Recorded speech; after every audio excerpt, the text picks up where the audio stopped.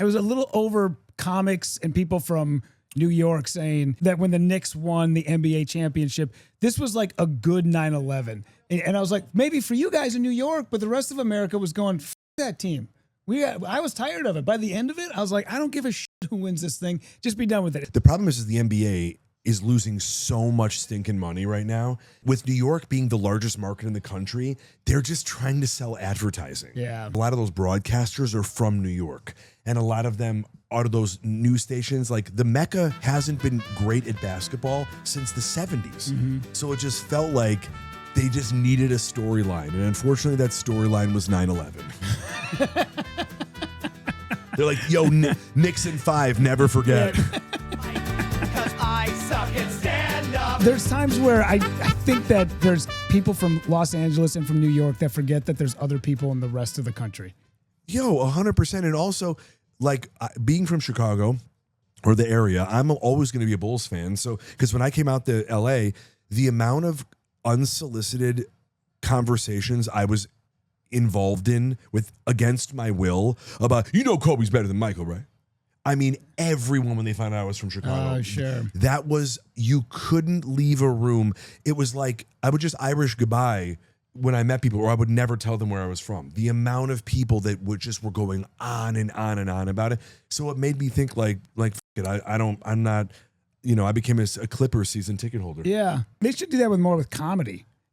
Like you're from somewhere. You're like, oh, I'm originally from Florida. They're like, Brian Regan, 1,000 times better than Adam Ray from Seattle. I mean, Dude. You're from Seattle. I'll tell you right now, Brian Regan as a Florida guy, 1,000,000 times better. You're like, why? Who gives a shit? Well, Why? people know people say that they're from L.A., New York, Chicago, maybe.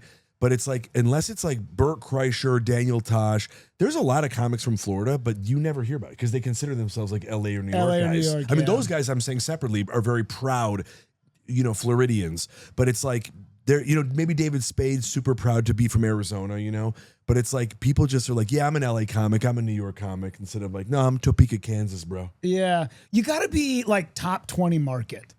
You can't be super proud to be from Topeka or Poughkeepsie or one of these smaller places, but you can definitely, where I've noticed a lot of people are proud to be from? Buffalo. Oh, Weird place. really? Josh Potter, very proud to be from Buffalo. Other comics I've met from Buffalo are like, dude, Buffalo for life, which I kind of get because it's a hardy lifestyle. You have to, Well, you they're really separating have to be into themselves. it. They're separating themselves from New York City. Yeah. Because people go, I'm a New York comic, and they go, oh, what part of the city? You're like, no, man, Albany. Don't ever disrespect me. As close to the Canadian border as you possibly can. I'm Albany, eh? Uh-huh. Yeah, I mean, for sure. But it's weird because when people find out that I'm from here, they're like, oh, were you a comic here? And I'm going, no, I never did stand up while I was here. So coming back here, people are like, oh, do you do factory when you go home? Do you pop in and do spots all over? I'm like, no, literally never. Mm-hmm. I've never played most of these rooms out here.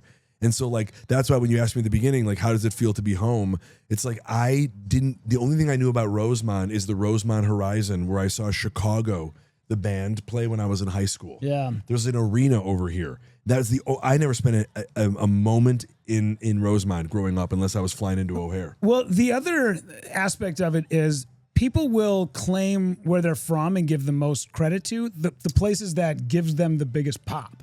For sure. And mostly you get that out of LA or New York or Austin. So yeah, I might be from Minnesota, but when I was in Minnesota, nobody gave me the time of day. I wouldn't get booked on shows. I wouldn't get news spots. I wouldn't be able to, just like call a radio station and go, hey, I got a show this weekend. Do you mind if I pop in? But when I'm going to Boise, they go, oh, you're from LA? Oh, come on in. So I think that's why maybe that's a lot of comics will say I'm from New York or from LA, because those are the places that they actually got their big pop from, and not the place they grew up. No, for sure. I tell it when I'm in LA going out for acting stuff, I always tell people I'm from Chicago. Always. Oh, I bet, yeah. Because I'm very proud to be from here. Sure. I think I love the people. I think that a lot of the I think that Chicago has a lot of goodwill in the country. It's sort of known, it's in the heartland. I think in the Midwest, it's sort of looked at as like the snooty, like sort of city out of everybody. But I think in terms of the rest of the country, it's like, we got the Cubs, you got Michael Jordan, the Bulls, you got the hot dogs. The city's so clean, it's like salt of the earth, like blue collar people, which is what I think my family is. Mm-hmm. And so it's like, I'm proud to be from here. Mm-hmm. You know, it's like we have a good reputation for food, for drinking, you know, great comedy scene, obviously, with Second City. Sure. You know. The new stuff you got, I love the fact that you're really working on new, taking old jokes and really reworking them, because I know so much of your set. I've seen it so many times, but I love when every time we hang out and do shows together that you take a old joke and you rework it and you make it into a new version of something, or it branches off into something different. Thank you. Can people please buy these hats? Because that's the reason I'm doing that joke, so that I can get rid of these hats. Yeah. I bought too many hats. We're having a fire sale of hats. Because I'd like to start. That's the other thing is I've worked on so much new stuff that I can't get to it, because when I'm on the road, like if we were going to do like LA, I can't do the Laugh Factory and sell hats afterwards. Sure. So this is the only opportunity that I can sell those hats. Yeah, I have a feeling I'm going to be on my way to the airport tomorrow and see a homeless guy outside of O'Hare with 31 trucker hats. Me. I'll be selling them by Garrett's Popcorn tomorrow. You buy a Garrett's, you get a hat for free. We've made a deal. Yeah. Now, I've got a bunch of new stuff that I'm working on that I'm excited about. I mean, it's fun when you do the road. I realize that because I'm sort of tailoring it. I'm trying for the every man, the every woman. And then I realize when I go back to LA, I'll eat because I'm not doing like, you know what I'm talking about, Burbank. Burbank be crazy. You know, they used to shoot the Tonight Show here. Yeah. You know, like I just don't. What's up with these water pipes bursting on Sunset? I don't have 10 minutes on that right now, like every guy in LA does. Yeah. Yeah, I noticed when I first moved to LA, I would watch comics, and there was one comic in particular that I watched get up at a spot and do 10 minutes on fires.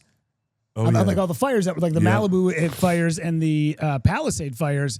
And then my second thought was, wow, because it was so in the moment, you know, the fires had happened like 8 days before. Yeah. And I was like, well, that's great that he can write that fast, but where are you going to take that, man? You can't take that to Ohio because they just don't get it. But they want it. They want something current. They want something which is like their version of crowd work. Yeah. Fake something that they can use in the moment that the audience think that they dreamt up for this interaction. Yeah. So then, I mean, I had like one fire joke. And I said the only the toughest thing about this week for most influencers in LA is that they can't use the fire emoji. Oh, yeah. And that was it. Yeah, it's a good joke. Because everybody, it was just on people's minds. It's like, I imagine if you were in New York, obviously different, but same, everyone was experiencing fallout from 9/11. So to get on stage and not talk about 9/11 in some capacity would have been weird. Mm-hmm. Do you know what I mean? Like, so I think that's why they do it. But after like you see the sixth guy or girl go up and do like the broken water main stuff, you're like, God. Ugh. Yeah. What are you doing? Because people just think like, oh, I need to get a clip out or something. They just got to get it out immediately. Yeah. I know you're a basketball guy. Speaking Love of it. 9/11, I was a little